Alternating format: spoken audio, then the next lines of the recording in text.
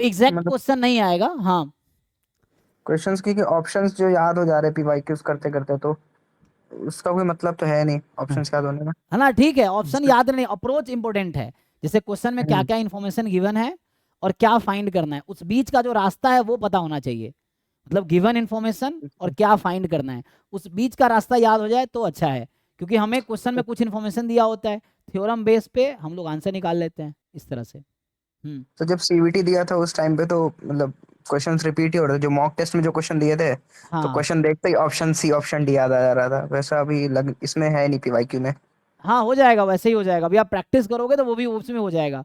Mainly अगर आपको जैसे बहुत ज़्यादा क्वेश्चन प्रैक्टिस कर लोगे ना, तो जो बीच के स्टेप है वो आप इजीली कवर कर पाओगे। शुरू में है ना कैलकुलेशन करना पड़ता है, अब बहुत सारे क्वेश्चन प्रैक्टिस कर लेते आपको दिख जाता है, अच्छा यहाँ से यहाँ जाएगा।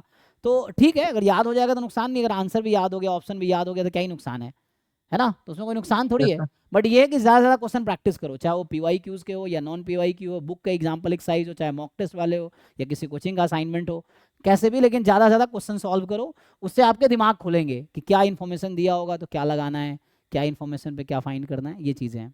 बट याद हो जाता अच्छी बात है, उसमें नुकसान कुछ नहीं है, नुकसान नहीं होना है उससे, है तो ना। कॉन्सेप्ट के लिए मतलब एक ये हम लोग का फंडामेंटल ऑफ स्टैटिस्टिक्स वाली बुक है, एफएमएस, उसके हाँ। अलावा और कोई बुक है क्या एससी गुप्ता वीके कपूर के अलावा? नहीं, वो बुक ठीक है, उसको भी कर सकते हो। लेकिन देखना तुम सिलेबस में जो चीज़ है वही पढ़ो, उसमें बहुत सारी चीज़ें हैं। लेकिन आप अच्छा, देखो कि हाँ। जो जो सिलेबस का वही पढ़ो, बाकी उससे आसान बुक चाहिए तो एक प्रसन्ना साहू का बुक आता है ना, वो आप देख सकते हो, गूगल करोगे प्रसन्ना साहू, तो वो बहुत आसान सी बुक है। तो उसको तुम देख के थ्योरी पढ़ के समझ सकते हो, definition, theorem, example exercise solve कर सकते हो। और बाकी और भी उससे अच्छी बुक चाहिए गुप्ता कपूर से, तो वीके रैदगी और सलाह वाली बुक है, कैसेला बर्गर है, बुक तो बहुत सारी है। और हर बुक में ऑलमोस्ट सेम ही चीज़ लिखी हुई है। यस लेकिन सर। आपको बस समझना है कि क्या है। तो देखो मेनली क्या है, सिलेबस में जो जो सिलेबस यही है, तो जो जो इसके टर्म्स है ना, एक तो डेफिनेशन क्लियर हो, उससे रिलेटेड थ्योरम्स पता हो आपको, बस क्वेश्चन उसी पे तो रहते हैं ना, ये चीज़ें हैं। तो आप अच्छा। कोई भी एक बुक फिक्स कर स्टिक कर लो, गुप्ता कपूर वाली बुक अच्छी है, फंडामेंटल ऑफ मैथमेटिकल स्टैटिस्टिक्स। उससे डेफिनेशन थ्योरम समझो, एग्जाम्पल खुद से सॉल्व करो पहले, फिर नहीं हो तो बुक से आप देखो। और उसके बाद फिर देखो क्या हो रहा है, नहीं हो रहा, डाउट डिस्कस करो, आपसे अभी क्लास में पूछ के आप डिस्कस कर सकते हो। Yes sir. बट आपके हाथ में कोशिश करना है, कोशिश क्या करोगे, सिलेबस रिवाइज करना ठीक से पूरा, पीवाई क्यू ठीक से कर लेना।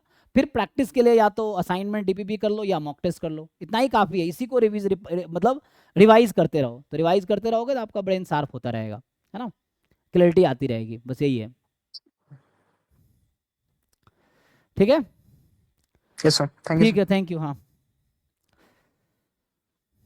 ठीक है, ये स्टॉप करते हैं आज।